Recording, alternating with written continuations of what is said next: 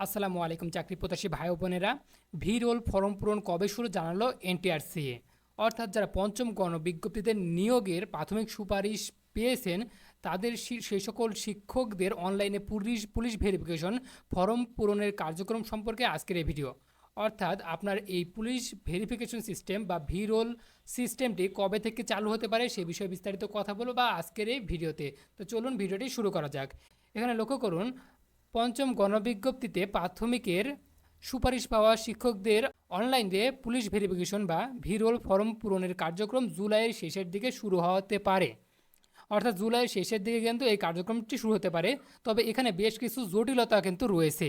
কোনো কারণে জুলাইয়ে সম্ভব না হলে আগস্টে ভিরোল ফর্ম পূরণের কার্যক্রম শুরু হবে। এখানে বেশ কিছু জটিলতা রয়েছে, সেই জটিলতাগুলো আপনাদেরকে আমি বলি, একটু মনোযোগ দিয়ে শোনেন। অনেকেই কী করে, তাদের মোবাইল নম্বর জমা দেয়, কাগজপত্র জমা দেয়, দেখা যায় অনেক সময় মোবাইল নম্বরগুলো তাদের সঠিক থাকে না, অর্থাৎ অনেক সময় বন্ধ করে দেয় নানা কারণে। আবার অনেক সময় কাগজপত্র কিন্তু সঠিকভাবে জমা দেওয়া থাকে না, ইত্যাদি সমস্যার সৃষ্টি হয়। যার কারণে কিন্তু এই পুলিশ ভেরিফিকেশনটি বাধাগ্রস্ত হয়, যার ফলে অনেকটা সময় বেশি লেগে থাকে। তাই শিক্ষা মন্ত্রণালয় বা এনটিআরসিএ যে বিজ্ঞপ্তিটি জানিয়েছে, এখানে উল্লেখ করছে তারা যেন আপনাদের সকল কাগজপত্র যেন সঠিক থাকে। আপনারা চেষ্টা করবেন আপনার সকল কাগজপত্র সঠিক রাখার এবং অনলাইনে পুলিশ ভেরিফিকেশনের সময় মোবাইল নাম্বার যেটি থাকবে সেটাও সঠিকভাবে দেওয়ার এবং সেই মোবাইল নাম্বারটি অবশ্যই চালু রাখবেন।